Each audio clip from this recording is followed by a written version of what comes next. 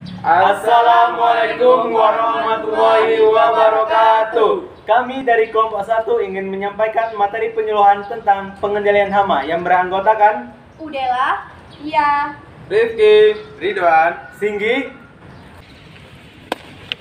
Assalamualaikum warahmatullahi wabarakatuh. Kami dari kelompok 1 ingin menyampaikan materi penyuluhan tentang pengendalian hama. Kenapa sih kami mengambil materi tentang pengendalian hama? Karena menurut kami, pada dasarnya masyarakat di pedesaan itu kurang mengerti apa sih dampak dari hama tersebut dan bagaimana cara mengatasinya. Maka dari itu, kami ingin menyampaikan materi penyuluhan tentang pengendalian hama. Hama, secara biologi, hama adalah organisme yang mengganggu tanaman karena merusak bagian tanaman tertentu yang mengakibatkan terganggunya proses biologi dari tanaman. Contohnya, UPDPKS, kumbang tanduk, tikus, dan lain sebagainya. Yang kedua, secara ekonomi, organisme pengganggu tanaman atau OPT yang merusak tanaman kelapa sawit sehingga merugikan secara ekonomi karena mengakibatkan kekurangan atau kehilangan hasil yang diharapkan. Ini terjadi karena populasi hama telah melampaui ambang ekonomi. Ambang ekonomi itu ialah jumlah populasi terendah suatu hama yang bisa menyebabkan suatu kerugian. Selanjutnya kita harus mengidentifikasi organisme pengganggu tanaman. Yang pertama itu ada hama, terdiri dari 3 jenis. Yang pertama itu ada monofag, hanya 1 inang. Yang kedua itu ada oligofag, 2-3 inang. Yang terakhir itu ada polybag, yaitu ada banyak inang. Selanjutnya, yang kedua yaitu ada musuh alami, terdiri dari 3 jenis. Yang pertama yaitu predator, parasitoid, entomopatogen. Macam-macam jenis hama dan cara pengendaliannya, yaitu Pertama, ulat pemakan daun kelapa sawit atau UPDKS merupakan salah satu hama penting tanaman kelapa sawit. Terdapat banyak jenis diantaranya. 1. Ulat api, spesiesnya Setora nitens, Dharma trima. Kedua, ulat kantong, spesiesnya Metisaplana, Masena corbeti. 3. Ulat bulu, spesiesnya Dasycira mendoza. Daur hidup UPDKS berawal dari telur 5-7 hari. Kedua, larva 18-32 hari. 3 pupa 17-31 hari. Dan terakhir kupu-kupu kurang lebih 300 butir telur. Pengendalian ulat pemakan daun kelapa sawit atau UPDKS. Yang pertama, pengendalian jangka pendek, yaitu dengan melakukan pengasapan insektisida kimia atau fogging yang bersifat racun kontak dan lambung. Dilakukan pada malam hari, yaitu saat imago dan ulat sedang aktif.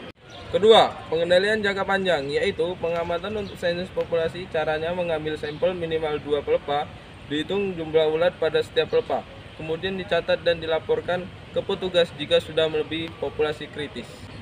Yang ketiga, pengendalian secara fisik dan mekanis dengan cara pengutipan dan pemusnahan ulat pada daun-daun yang terjangkau atau pengutipan ulat dan kepompong yang terdapat di sekitar piringan.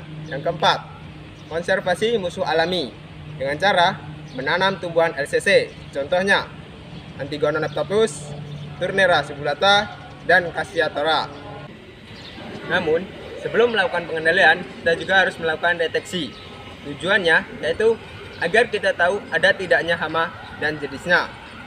Sensus untuk tindakan menghitung populasi ulat dan musuh alami pada pelepah daun sampel yang ditentukan dengan cara 1. Pada setiap titik sensus dipilih 1 pohon sampel yang diduga paling berat terserang UPDKS. 2. Pada pohon sampel dipilih 1 pelepah daun sampel yang diduga dijumpai populasi ulat terbanyak. Yang kedua yaitu ada kumbang tanduk atau Orytes rhinoceros. Kumbang ini panjangnya 4 cm, berwarna coklat tua, dan kepalanya terdapat tanduk. Serangannya merupakan kayu lapu, kompos, dan batang kelapa sawit yang membusuk yang sudah lembab. Contoh pohon kelapa sawit yang terkena kumbang tanduk yaitu seperti ini. Pencegahan kumbang tanduk yaitu dengan cara pengaturan ketebalan rumpukan, yang kedua penanaman LCC, dan yang ketiga pengaplikasian tandan 01 lapis. Teknis pengendaliannya yaitu yang pertama pengendalian secara manual, yaitu dengan melakukan kutipan manual kumbang yang menyerang atau ditemukan di pokok TBM menggunakan alat dari besi. Yang kedua, memasang perangkap feromon. Metode pengendalian ini cocok dilakukan pada tanaman menghasilkan yang pokoknya sudah berumur atau sudah tinggi. Bau atau aroma dari substansi kimia tersebut atau feromon akan menarik serangga untuk mendatangi perangkap. Dan ini contoh gambar feromon trapnya. Yang kedua, yaitu pengendalian secara biologi. Pengendalian kumbang tanduk secara biologi ini menggunakan beberapa agensi hayati, diantaranya jamur Metarhizium anisopliae dan Bacillopyrus oryctes. Jamur ini merupakan jamur parasit yang telah lama digunakan untuk mengendalikan hama Oryctes rhinoceros. Jamur ini efektif menyebabkan kematian pada stadia larva dengan gejala mumifikasi yang tampak 2-4 minggu setelah aplikasi. Jamur diaplikasikan dengan menaburkan 20 gram per meter persegi pada tumpukan tandan kosong kelapa sawit dan 1 kg per batang kelapa sawit yang telah ditumbang. Bacillopyrus oryctes juga efektif mengendalikan larva maupun kumbang Oryctes rhinoceros. Yang ketiga, pengendalian secara kimiawi, yaitu dengan menggunakan insektisida. Insektisida digunakan dengan dua cara, yaitu yang pertama dengan secara kontak, itu dilakukan jika hama kelihatan dan hama tidak terhalang. Yang kedua dengan cara sistemik, dilakukan jika pohon tinggi, hama tidak kelihatan. Yang ketiga adalah tikus. Jenis tikus yang sering ditemui di perkebunan kelapa sawit adalah jenis Stratus thiomaticus. Jenis lainnya ada tikus rumahan dan tikus sawah.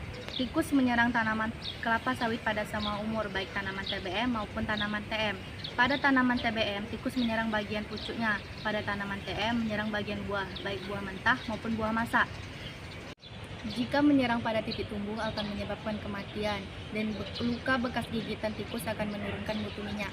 Teknik pengendaliannya ada 3. Yang pertama, teknik pengendalian secara manual, yaitu dengan cara memotong pelepah menjadi 3 bagian lalu meratakannya di gawangan mati dan jangan ditumpuk karena itu akan menyebabkan menjadi sarang tikus. Yang kedua, teknik pengendalian secara kimiawi, yaitu dengan cara meletakkan atau memasang umpan di sekitar gawangan atau pohon.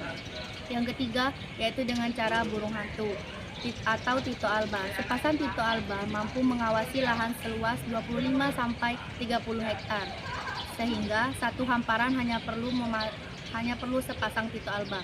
Demikian video materi penyuluhan dari kami. Apabila ada salah kata, mohon dimaafkan.